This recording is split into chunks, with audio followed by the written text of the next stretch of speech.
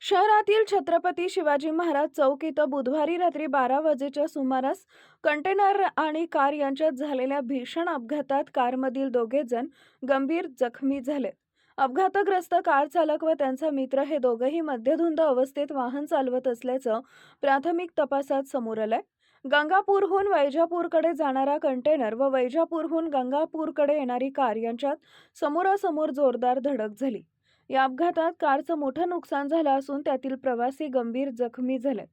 जखमींची नावं अविनाश गौतम डहाळे वय वर्ष 40 राहणार जिंतूर आणि मोहन एकनाथ सांगळे वय वर्ष 35 राहणार जिंतूर अशी आहेत. अपघातानंतर दोघांनाही तातडीनं रुग्णालयात दाखल करण्यात आले. जखमींवर उपचार करताना doctor Sudama Lagas, sister Sneha Deshmukh, Mujmel Shaikh, secretary Vishal Jadhav यांनी परिश्रम घेतले. अशी माहिती मिळताच मोरया रुग्णवाहिका चालक सागर शेजवळ यांनी घटनास्थळी धाव घेतली. यांनी वेळेवर रुग्णवाहिनी उपलब्ध करून दिल्यानं जखमींचं प्राण वाचलेत. घटनेची माहिती मिळताच गंगापूर पोलिसांनी घटनास्थळी धाव घेऊन पंचनामा केला असून पुढील तपास सुरू आहे.